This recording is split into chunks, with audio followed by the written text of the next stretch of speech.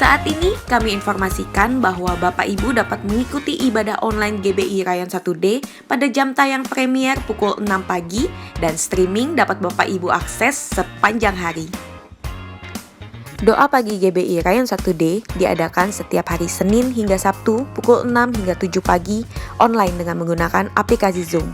Untuk Bapak Ibu Saudara yang ingin mendapatkan link dapat menghubungi nomor WhatsApp berikut ini. Anak-anak muda, pastikan untuk mengikuti JCN Youth Online Service yang diadakan setiap hari Sabtu pukul 5 sore.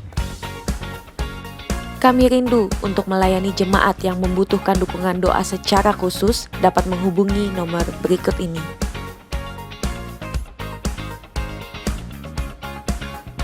Bagi jemaat yang rindu untuk memberikan persembahan dan perpuluhan dapat melalui rekening berikut ini. Dan untuk keseluruhan kegiatan di GBI Rayon 1D dapat Anda lihat melalui mobile apps GBI Rayon 1D.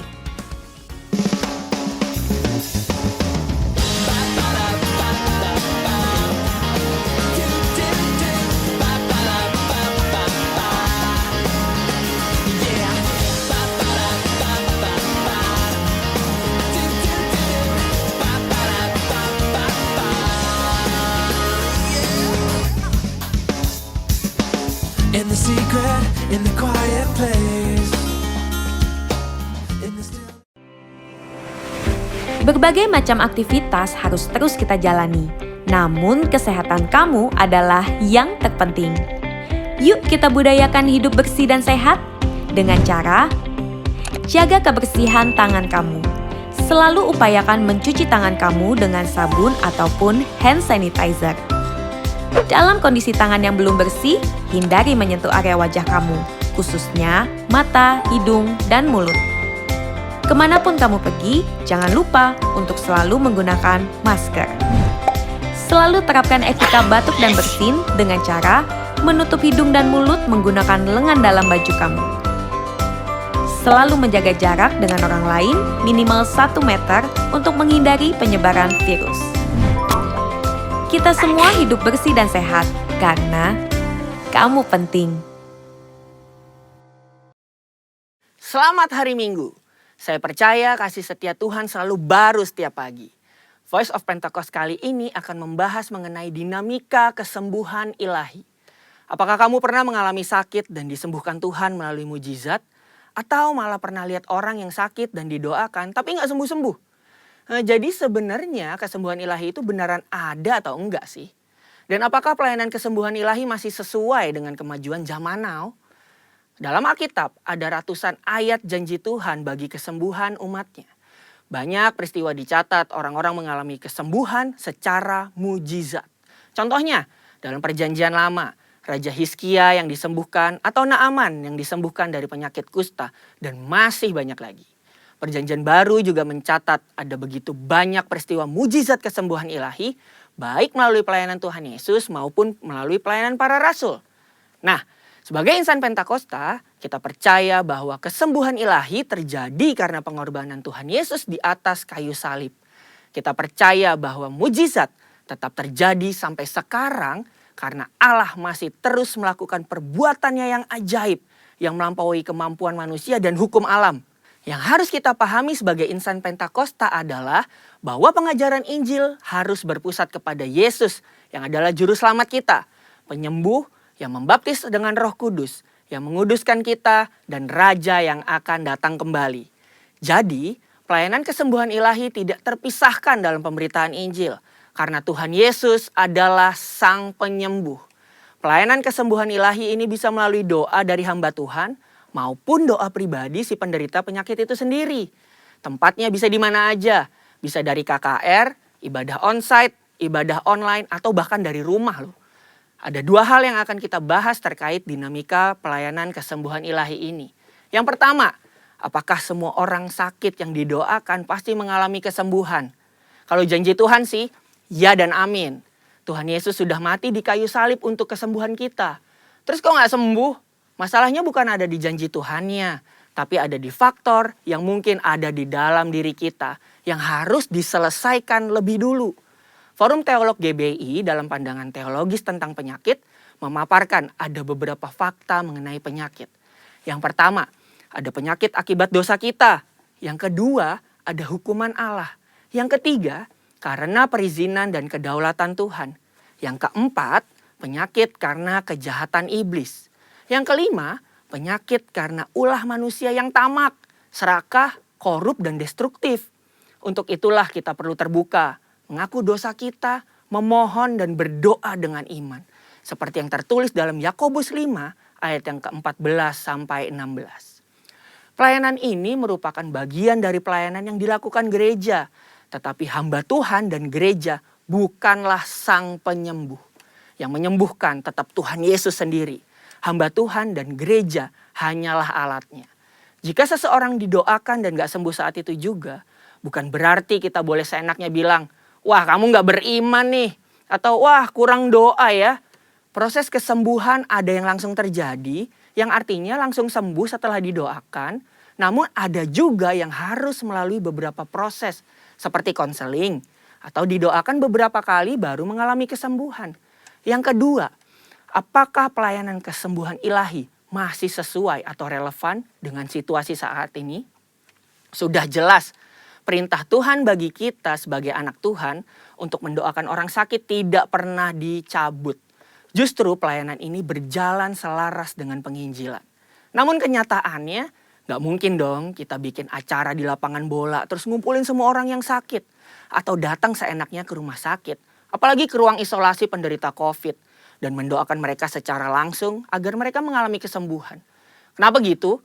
Karena pemerintah sudah mengeluarkan protokol kesehatan yang begitu ketat. Jika kita melanggar peraturan ini, maka kita sama aja lagi melawan pemerintah. Dalam catatan Christian Evangel, ada satu kejadian pada tahun 1918 sampai 1919, di mana pandemi flu Spanyol menjadi momok mengerikan bagi dunia. Ada sekitar 50 juta orang meninggal akibat pandemi ini.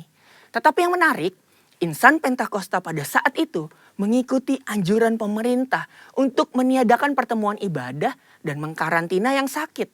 Mereka tetap tinggal di rumah dan berdoa. Tetapi mereka terus menyatakan bahwa Allah adalah tabib. Sama seperti yang kita lakukan sekarang ini nih. Luar biasanya, dampaknya adalah banyak orang yang lahir baru dan disembuhkan dari sakit penyakit akibat pandemi tersebut. Kesaksian iman mereka kepada Allah dan doa membuat mereka mampu melewati krisis. Keterbatasan pelayanan karena social distancing bukan berarti pelayanan kesembuhan ilahi menjadi tidak relevan atau membuat kita tidak bisa melakukan pelayanan kesembuhan ilahi. Tuhan memberikan ide-ide kreatif melalui sarana yang ada di sekitar kita nih. Misalnya sosial media dan teknologi informasi. Seperti pada zaman rasul-rasul yang secara kreatif menggunakan media perantara dan diurapi Roh Kudus. Seperti sapu tangan atau kain yang pernah dipakai oleh Paulus menyembuhkan segala penyakit dan mengusir roh jahat saat diletakkan di atas orang-orang yang sakit. Jadi, pelayanan itu tidak terbatas dalam pertemuan fisik. Allah juga bisa bekerja melalui ibadah online, melalui panggilan telepon, video call, atau menggunakan media sosial. Berabad-abad yang lalu, pelayanan kesembuhan ilahi telah dilakukan oleh nabi-nabi di Perjanjian Lama, Tuhan Yesus, dan rasul-rasul di Perjanjian Baru. Tidak berhenti sampai di situ. Pelayanan kesembuhan ilahi juga masih relevan dengan zaman now. Secara khusus, di tengah situasi yang sedang dunia hadapi saat ini, gereja harus terus memotivasi dan menggerakkan pengerja dan jemaat untuk melakukan pelayanan kesembuhan ilahi ini dengan mendoakan mereka yang sakit, bahkan dengan memanfaatkan teknologi dan media sosial di tengah keterbatasan akibat social distancing. Pelayanan kesembuhan ilahi merupakan karunia Roh Kudus yang diberikan kepada gerejanya. Oleh sebab itu, kesembuhan yang Tuhan berikan semuanya adalah untuk memuliakan namanya. Tuhan Yesus memberkati.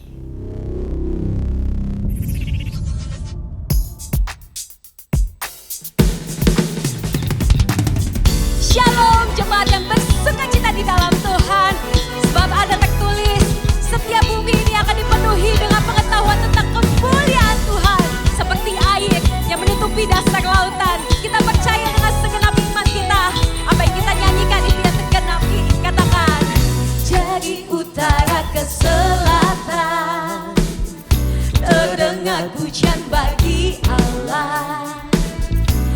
dari barat sampai ke timur.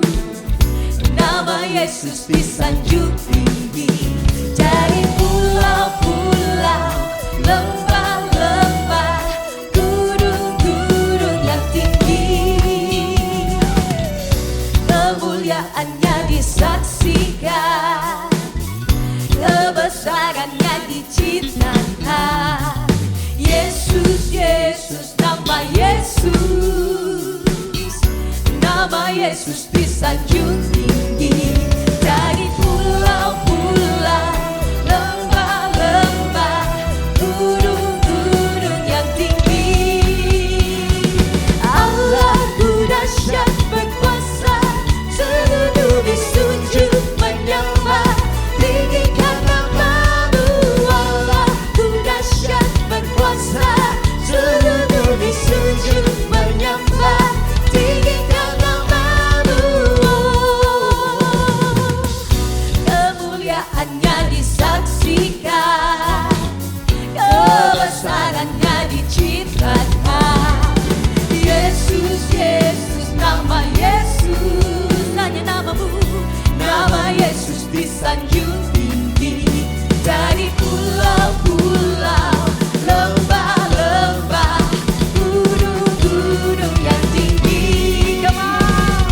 Allahku dahsyat berkuasa, seluruh bumi sujud menyembah, tinggikan namamu. Allahku dahsyat berkuasa, seluruh bumi sujud menyembah, tinggikan namamu. Biar kau dengar setiap nyanyian iman kami ya Tuhan. Setiap pulau, setiap suku bangsa sujud menyembah satu nama, satu Raja, Yesus. Katakan, jadi pulau-pulau, lembah-lembah, gunung-gunung yang tinggi. Dari pulau-pulau, lembah-lembah, gunung-gunung yang tinggi.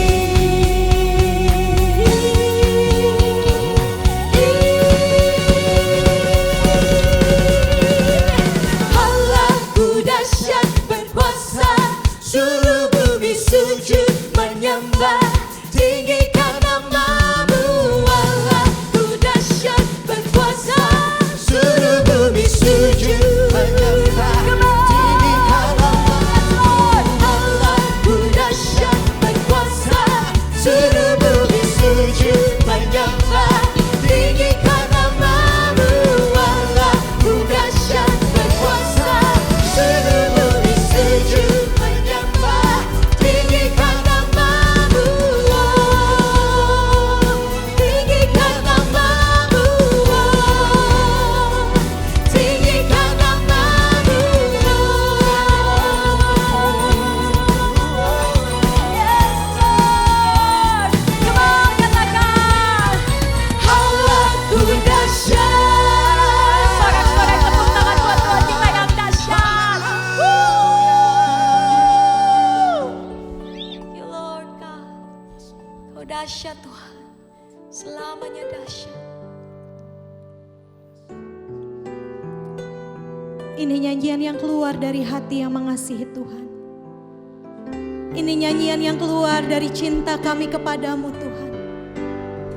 Kami menyatakan cinta kami buat Engkau. Kau lebih dari segalanya Tuhan.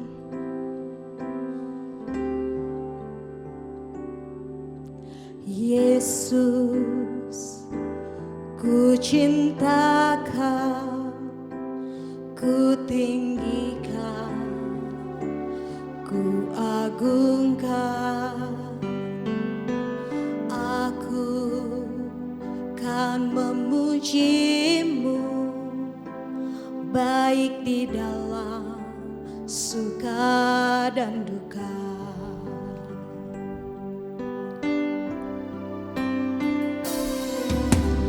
Yesus, ku cinta Kau, ku tinggikan, ku agungkan. Aku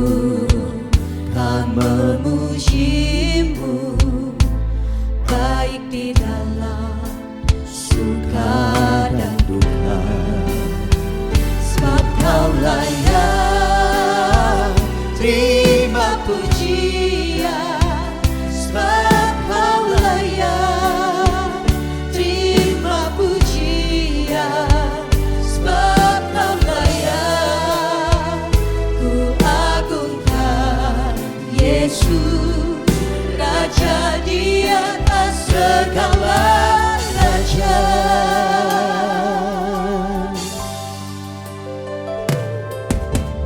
Yesus, ku cintakan, ku tinggikan, ku agungkan.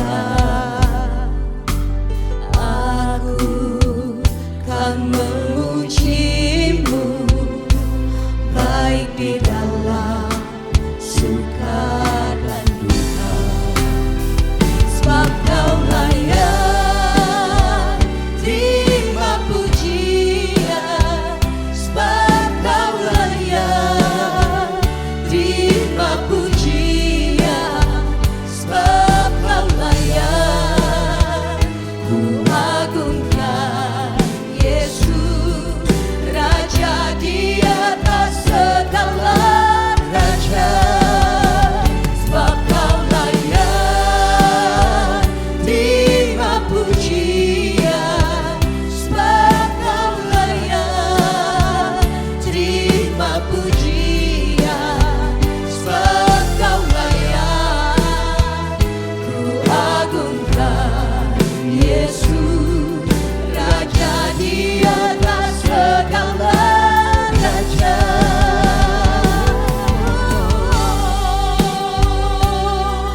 Engkau Raja di atas segala raja. Kami menyembah-Mu ya Tuhan, karena kami mengasihi Engkau lebih dari segalanya. Engkau yang terutama dalam hidup kami, Engkau yang utama dalam hati kami ya Tuhan.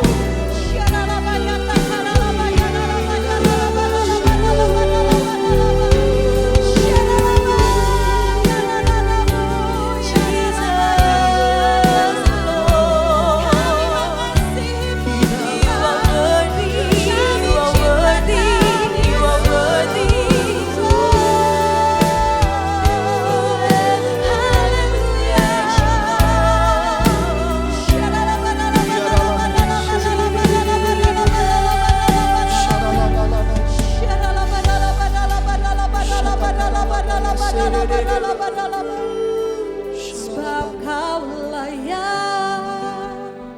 Terima pujian, sebab Kau layak. Terima pujian, sebab Kau layak. Ku agungkan Yesus, Raja di atas segala raja, sebab Kau layak. Sebab Kau layak. Yes, my Lord. Terima pujian, Terima pujian sebab Kau. Kau layak. Terima pujian, sebab Kau layak. Ku agungkan Yesus, Raja di atas segala raja, sebab Kau layak. Terima pujian, sebab Kau layak. Terima pujian, sebab Kau layak. Ku agungkan Yesus, Raja di atas segala raja, sebab Kau layak. Terima pujian,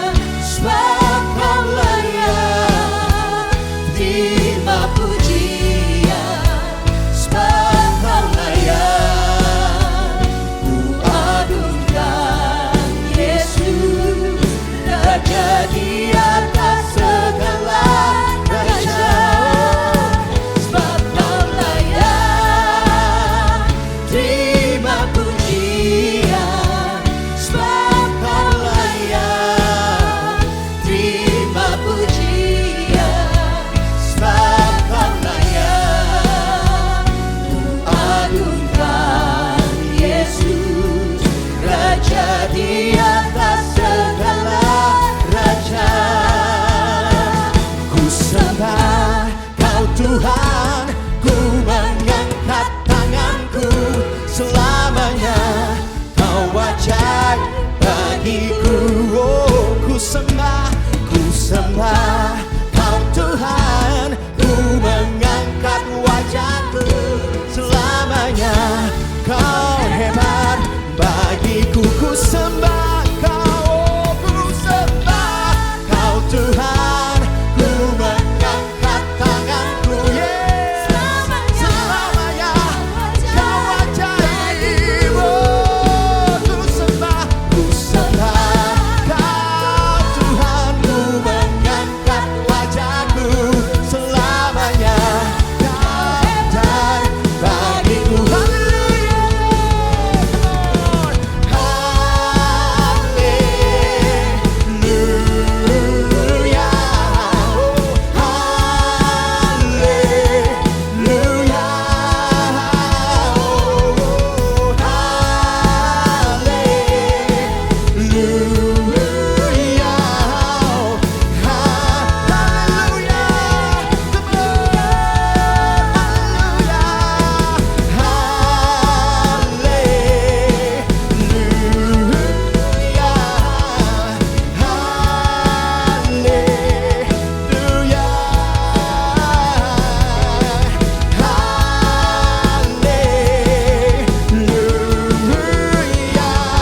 on, mari sembah Tuhan, mari sembah yang ajaib. Mulia Basyata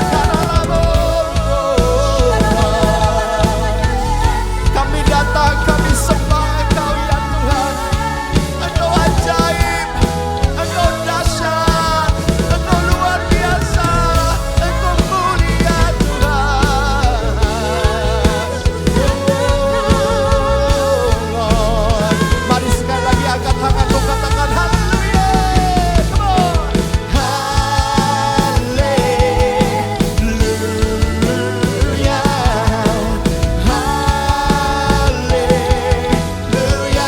Yesus Tuhan. Haleluya,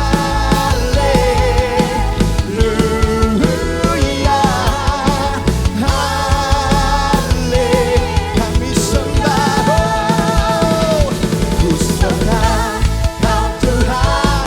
Ku mengangkat tanganku selamanya. Kau ajaib bagiku, oh Lord. Ku sembah Kau Tuhan. Ku mengangkat wajahku selamanya. Kau hebat bagiku selamanya Tuhan. Selamanya Kau hebat bagiku, oh selamanya. Selamanya Kau hebat bagiku.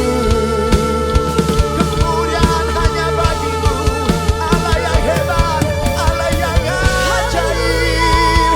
Yesus Kristus Tuhan namanya luas. Haleluya, haleluya, haleluya. Oh. Shalom jemaat Tuhan, salam hangat dari kami, Pastor Victor Farakni Mela bersama keluarga dan Full Gospel Mission Church yang ada di Belanda. Tahun ini kita nggak ke Indonesia, tapi kita tetap bisa berjumpa melalui siaran langsung ini. Dan terima kasih juga untuk Bapak Pendeta Kiki bersama ibu dan keluarga dan seluruh pengurus gereja GBI yang ada. Tuhan memberkati saudara. Dan bagi seluruh jemaat Tuhan, mari kita rindukan lawatan yang luar biasa dari Tuhan. Mari kita berdoa. Mari kita tutup mata sebentar. Tuhan Yesus, lawat kami, teguhkan kami dengan firman-Mu. Sehingga setiap orang boleh mengalami kemenangan, mengalami mujizat, mengalami kemuliaan. Di dalam nama Yesus, kami menyerahkan waktu ini dalam tangan-Mu. Haleluya. Amin. Saudara, kita mau sama-sama membuka dalam Lukas 24 ayat 13 sampai 35. Apa yang kita mau pelajari di sini? Yaitu kita harus berani atau mengalami kemenangan.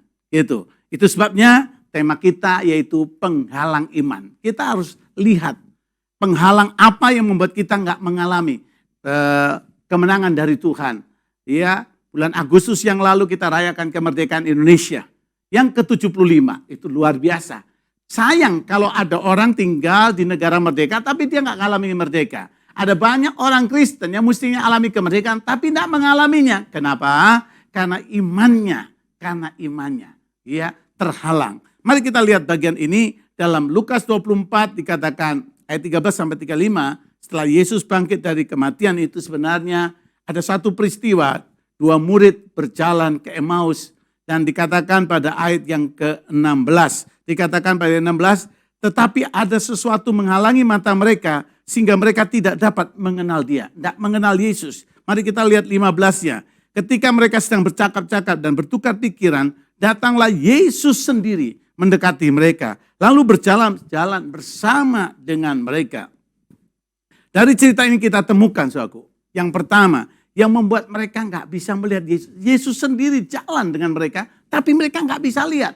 Apakah Yesus baru pulang dari salon, dia potong rambut, hilangkan jenggotnya? Tidak, saudaraku. Ada sesuatu yang menghalangi mata mereka. Apa itu? Kita bisa lihat pada ayat yang ke-20. Dibilang ayat 20, tetapi imam-imam kepala dan pemimpin-pemimpin kami telah menyerahkan dia untuk dihukum mati dan mereka telah menyalibkannya. Ayat 20 ini mengatakan bahwa mereka takut, saudara. Kalau pemimpinnya ditangkap, disalib, waduh habis ini giliran kita. Itu sebabnya mereka lari, tinggalkan Yerusalem. Mereka pergi ke Emmaus. Saudara, Emmaus itu kurang lebih 7 mil dari Yerusalem. Ya, 1 mil kurang lebih 1,5 kilometer. Bisa 10 kilometer. Dia tinggalkan dan waktu itu harus jalan kaki kan. Atau pakai unta atau keledai. Mereka jalan kaki tinggalin. Supaya mereka tidak lihat keadaan itu. Mungkin ada saudara yang berkata, aduh aku takut dengan keadaan ini sehingga engkau mau lari dari kehidupan ini. Mau lari dari kenyataan, mau lari dari persoalan. Jangan saudara. Kau punya Yesus sebenarnya. Yang dia mau jalan sendiri bersama saudara. Jadi ketakutan itu seperti iman tapi negatif. Iman itu positif. Tapi takut itu yang negatif. Ya, membuat jauh dari Tuhan. Dan ketakutan membuat kita tidak pernah mengalami hal-hal baru dalam hidup ini. Orang-orang yang takut tidak akan pernah berani mencoba. Saudara lihat waktu kita belajar sepeda dulu, takut untuk jatuh. Anak-anak waktu kecil diajar untuk berdiri, berjalan, Jogo. Dia takut. Dulu digendong papanya, dulu digandeng papanya atau ibunya atau kakaknya. Tapi sekarang dilepas, dia bingung. Saudaraku, saya mau bilang, ada banyak hal yang Tuhan mau lakukan dalam hidup kita. Yang mestinya harus begitu. Namanya manusia mesti jalan dengan dua kaki. Nggak bisa digandeng terus. Yang namanya orang percaya bisa berjalan dengan iman. Nggak bisa terus bergantung kepada seseorang. Tapi kalau dia percaya pada Tuhan, dia bisa alami mujizat Tuhan. Dia bisa jalan. Ketakutan membuat kita tidak berani mencoba. Yang pertama tadi, tidak akan mengalami hal baru. Yang kedua, kita nggak berani mencoba. Sesuatu yang baru harus kita coba. Mungkin kadang-kadang tidak terpikir, mungkin sulit untuk kita mengerti. Tapi jangan takut untuk mencoba. Karena kalau sudah mencoba seperti Thomas Alva Edison. Dia mencoba terus, akhirnya dia menemukan lampu pijar yang kita alami sekarang ini. Selanjutnya saudara, kenapa yang menghalangi mata mereka yang kesannya adalah kesedihan. Ayat 17 dan 21 saya baca saja, ayat 17-nya berkata begini. Yesus berkata pada mereka, apakah yang kamu percakapkan sementara kamu berjalan? Maka berhentilah mereka dengan muka muram. Lukas 24 ayat 17 berkata mereka mukanya muram, sedih. 21 saya lompat ke sana. Padahal kami dahulu mengharapkan bahwa dialah yang datang untuk membebaskan bangsa Israel. Tapi sementara itu telah lewat 3 hari sejak semuanya itu terjadi. Semua sudah terjadi 3 hari yang lalu dan kami tidak menemukan harapan dan mereka mulai sedih. Kesedihan saudaraku membuat hal-hal yang indah dari Tuhan lewat. Atau istilahnya kita tidak mengenali Tuhan kita, Yesus Kristus. Seperti dalam Yohanes pasal 20 ayat 11 sampai 16 saudara nanti baca dan 18 dikatakan di sini Maria itu sedih. Karena waktu dia sampai di kubur tidak ada Yesusnya. Pintu kubur batu itu sudah terguling dan Yesus gak ada di dalam. Dan dia nangis karena dia pikir mayat itu diambil oleh orang. Dan waktu dia nangis-nangis dikatakan dalam Yohanes pasal yang ke-20 ini, suatu ada seorang yang berdiri di belakangnya. Itulah Yesus. Dan memanggil namanya Maria. Gitu. Saudara, Maria itu noleh, Dia pikir ini tukang penunggu taman. Saya mau katakan saudara, kesedihan membuat kita tidak percaya ada Yesus. Kesedihan membuat kita nggak pernah percaya bahwa ada mujizat. Tapi hari ini percayalah, mujizat, perkara ajaib tetap bisa terjadi. Karena Yesus Kristus adalah Allah yang hidup, Allah Immanuel. Dia sendiri akan menyertai saudara. Ayo katakan pada sebelahmu, suami, istri, anak-anakmu di rumah, katakan begini. Ayo jangan takut lagi, ayo jangan sedih lagi. Kita punya Tuhan yang hidup, namanya Yesus adalah Tuhan yang Immanuel. Jadi mari kita percaya kepada Dia. Nah ini bagian yang kedua, bagaimanakah mengatasi ketakutan, kesedihan yang menghalangi mata rohani atau mata iman kita. Satu, tadi saya sudah singgung, percayalah kepada Tuhan Yesus. Yesus berkata dalam Yohanes 14 ayat 6, akulah jalan, kebenaran, dan hidup. Tidak ada seorang pun yang datang kepada Bapa kalau tidak melalui aku. Jadi saudara tidak cukup hanya untuk dengar firman Tuhan. Dengar khotbah tidak cukup. Saudara harus ambil tindakan untuk berkata, aku mau terima Yesus sebagai Tuhan dan Juru Selamatku. Dan katakan, aku mau ikut Dia karena Dia Juru Selamat manusia. Dia bisa selamatkan saya, Dia bisa selamatkan bisnis saya, Dia bisa selamatkan rumah tangga saya, Dia bisa selamatkan hidup saya. Haleluya. Dan Yesus Tuhan itulah yang mau menyertai kita.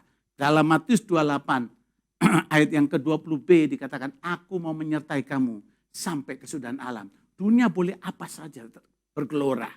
Tapi kalau Yesus bersama kita, saudaraku, angin dan ombak yang menghantam danau waktu murid-murid di perahu itu tidak menenggelamkan murid-murid. Kenapa?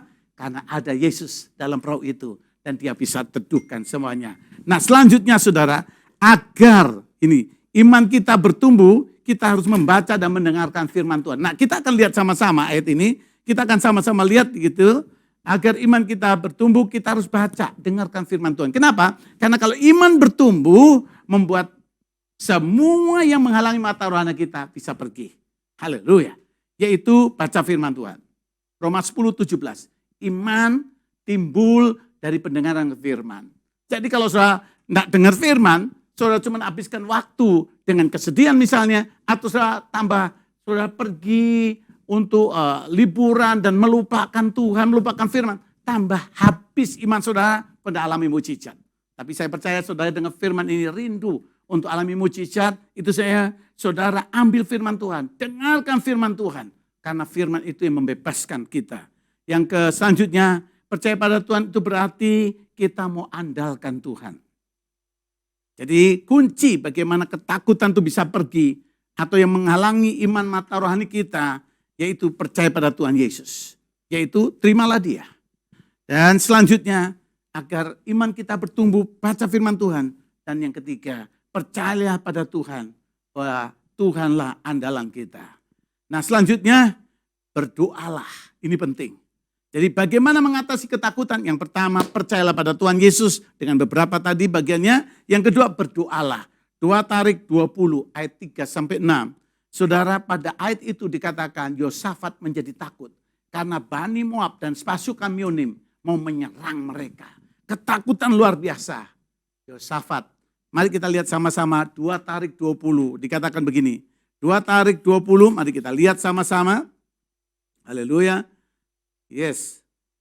2 Tarik 20 dikatakan pada ayat yang ketiga ya, dan ke-6. Yosafat menjadi takut. Lalu mengambil keputusan untuk mencari Tuhan. Ia menyuruhkan pada seluruh Yehuda supaya berpuasa. 4, dan Yehuda berkumpul untuk meminta pertolongan daripada Tuhan. Mereka datang dari semua kota di Yehuda untuk cari Tuhan. Datang dari mana-mana, mereka mau berdoa. Lalu Yosafat berdiri di tengah-tengah jemaah Yehuda dan Yerusalem di rumah Tuhan, di muka pelataran yang baru, dan berkata ayat 6. Ya Tuhan Allah nenek moyang kami, bukankah Engkau Allah di dalam sorga? Bukankah Engkau memerintah atas segenap kerajaan sorga? Kuasa dan keperkasaan ada di dalam tangan-Mu, sehingga tidak ada orang yang dapat bertahan melawan Engkau. Haleluya. Hebat. Kunci yang kedua, ya, supaya menghancurkan semua penghalang imanmu, membuat mata rohanimu nyala kembali, bisa melihat, yaitu berdoa. Doalah. Saudaraku, waktu kita berdoa, itu membuat pandangan kita tertuju kepada Tuhan. Yes, 2 Tarik 20:12 dikatakan di situ Yosafat berkata, kami tidak punya kekuatan, tapi mata kami tertuju kepadamu. Dan kalau saudara mata kita tertuju, maka bagian yang kedua, ya membuat kita boleh bersuka cita.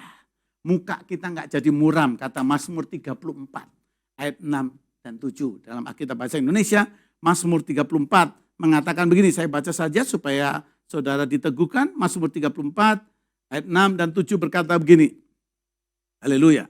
Tujukanlah pandanganmu kepadanya, kepada Tuhan. Yes, maka mukamu akan berseri-seri dan tidak akan malu tersipu-sipu. 7, orang yang tindas ini berseru dan Tuhan mendengar, ia menyelamatkan dia dari segala kesesakannya. Ayo kita ambil waktu berdoa, haleluya. Artinya mengarahkan diri kepada Tuhan. Yang selanjutnya kalau kita arahkan diri kepada Tuhan, muka kita berseri-seri, kenapa? Tuhan akan membedakan atau mengadakan pembelaan buat kita. Dan saudaraku, dengar baik-baik, waktu kita mulai gembira. Nah ini bagian ini bagus sekali. Hati kita mulai bersuka cita, saudara akan jadi kuat, sehat. Amsal 17:22, hati yang gembira adalah obat yang paling manjur. Haleluya. Semua cari obat macam-macam, tapi kalau hati nggak gembira, obat yang dari dunia ini tak akan membuat pertolongan buat saudara. Tapi waktu engkau memandang kepada Tuhan, mulai berdoa, terarah pada Tuhan, maka hatimu mulai bersuka cita. Karena hati dan jiwamu suka cita, saudaraku, hormon yang sehat itu muncul dalam tubuh saudara, mendatangkan kesembuhan bagi saudara. Haleluya. Yang ketiga, yang terakhir, bagaimana membuat semua penghalang iman kita pergi, semua membuat mata rohani kita tertutup, terbuka.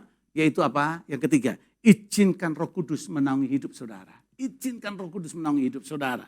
Haleluya. Seperti yang sudah diterima oleh Bapak Dr. Insinyur Niko. Inilah era Pantekosta ketiga. Izinkan Roh Allah. Memang dia mau curahkan rohnya begitu hebat, saudaraku. Dan ini yang luar biasa. Sehingga bukan ketakutan yang menyelimuti kita atau kesedihan. Tapi saudaraku, kekuatan Allah. Roh Allah yang bekerja dalam diri kita pada hari ini. Kenapa? 2 Timotius 1 ayat 7 bilang, Allah tidak memberikan pada kita roh ketakutan, tapi roh yang membangkitkan kekuatan. Spirit of excellence. Excellency dari Allah akan menaungi saudara. Dalam Indonesia ditulisnya roh ini membangkitkan kekuatan. Bahasa Inggris pakai kata excellent. Dan ini waktunya. Izinkan roh Allah bekerja.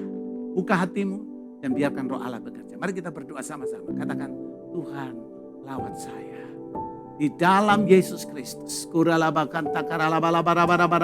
Roh Kudus terus mengalir. Terus bekerja. Kalau ada ketakutan. Kalau ada kesedihan. Angkat mereka.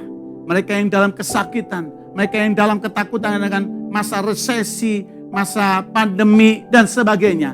Buat mata mereka tertuju kepadamu. Sehingga mereka mengalami mujizat. Saudaraku, kau sudah dengar firman. Kalau engkau belum menerima Yesus dalam hidupmu, buka hatimu. Katakan, Tuhan masuklah dalam hidup saya. Buat saya mengalami lawatan Tuhan yang luar biasa. Bimbing saya untuk melihat mujizat demi mujizat. Terima kasih Tuhan. Dan juga Tuhan, anak-anakmu yang sakit, mungkin ada yang lemah. Mungkin yang mereka dalam pergumulan, dalam kesedihan. Tolong mereka ya Tuhan.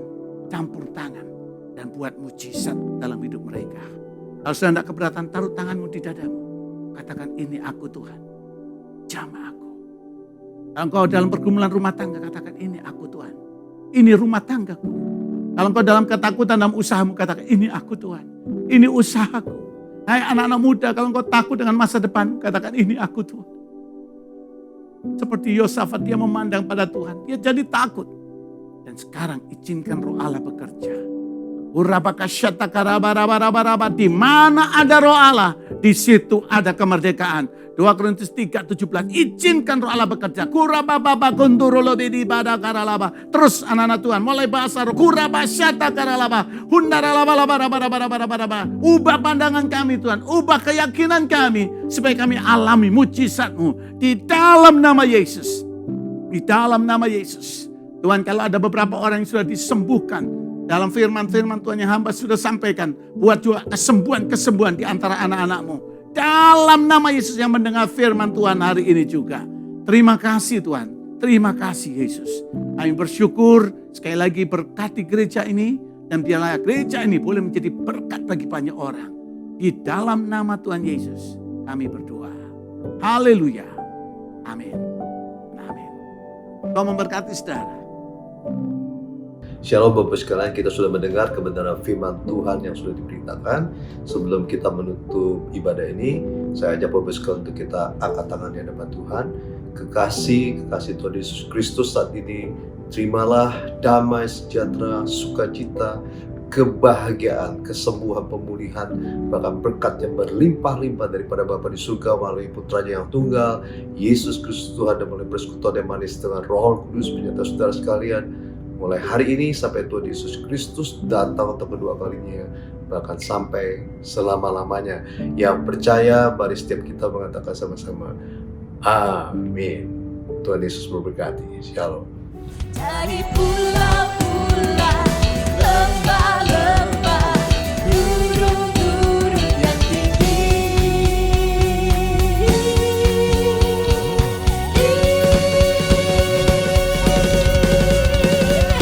Allahku dahsyat berkuasa, seluruh bumi sujud menyembah, tinggi